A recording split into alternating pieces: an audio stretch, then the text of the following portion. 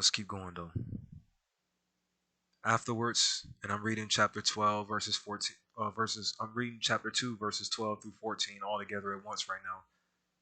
Speed it up for you.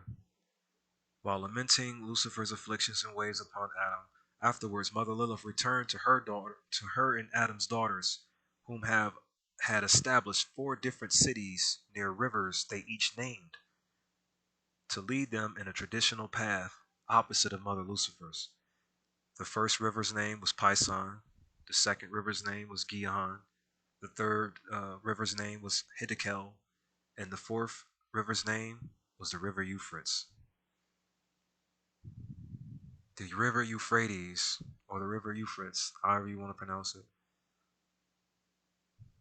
We know of the river Euphrates today, don't we? Did you know that a set of Lilith's daughters ran a town near that river? I remember I said in another video trying to explain this, I said it was about 5 towns, but no, it was only 4, and I just listed them off for you right there. And one of the river's names that was near one of those towns was the river Euphrates. Now, here we go. Chapter 2, verse 15. Lucifer kept Adam in the garden, however, to dress it and clean it. For it was of Mother Lucifer's commandment, saying, of every tree of the garden thou mayest eat freely, verse 16. Verse 17. But of the tree of wisdom thou shalt not eat of it, for in the day thou eatest thereof, thou shalt surely die.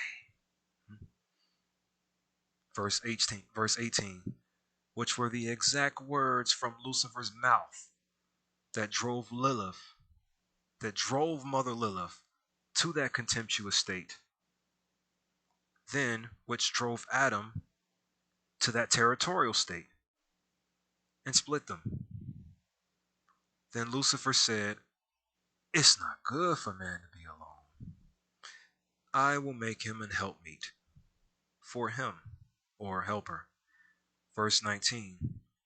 First, Lucifer gathered every beast of the field and heir to Adam.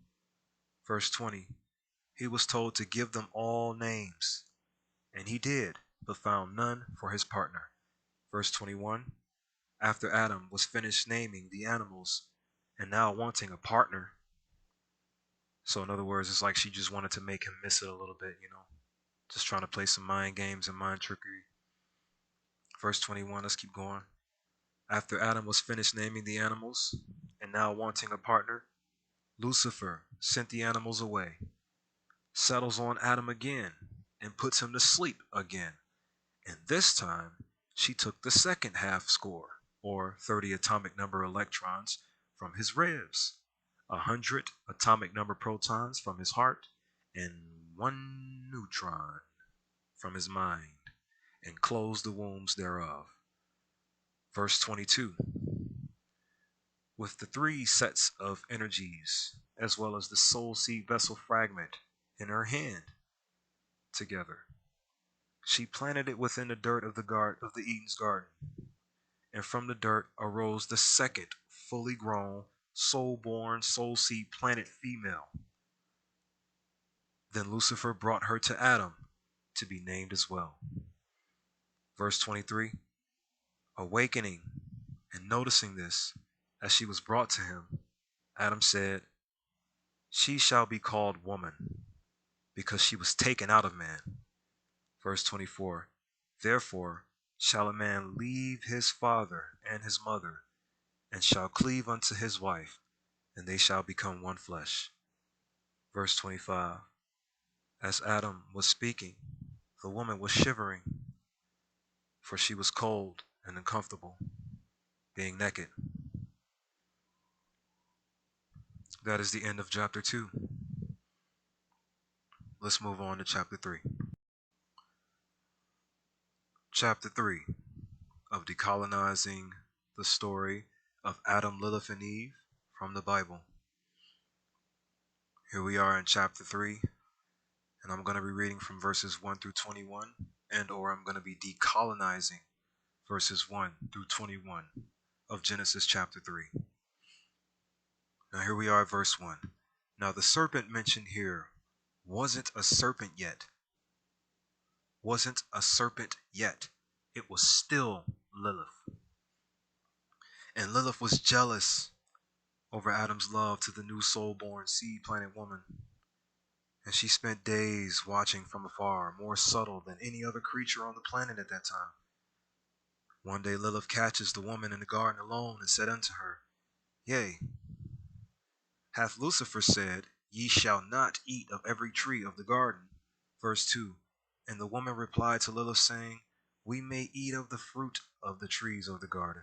Verse 3.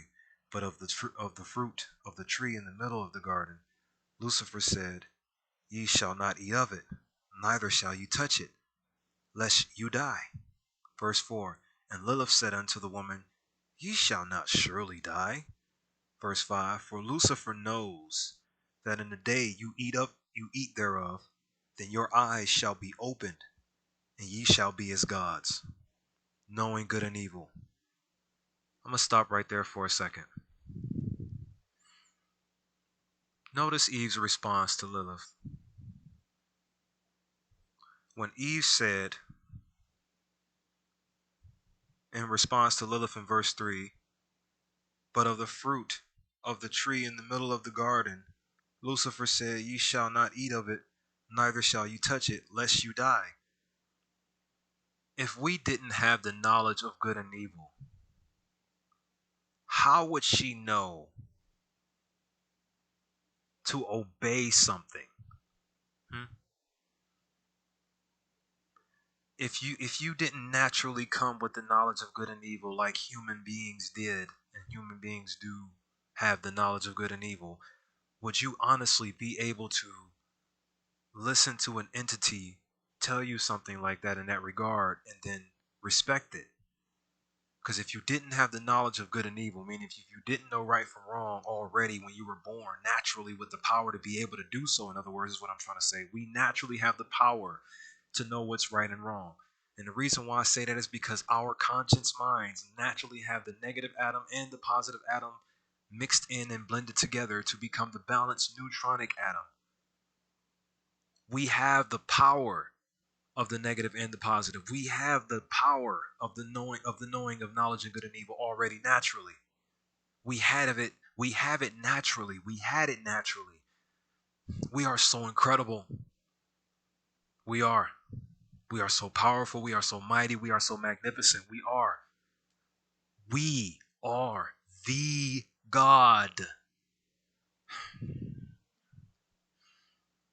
Let's keep going. Verse 6. When the woman heard this truth, because she has the knowledge of good and evil in her already, she began to question this government, aka this bitch in the sky, not our God. For all throughout the days of the Old Testament, or in the days before Christ, not the days before Common Era, we only have one history, only one. We have to get it right, no by any means necessary. This is why I'm making this video for you all.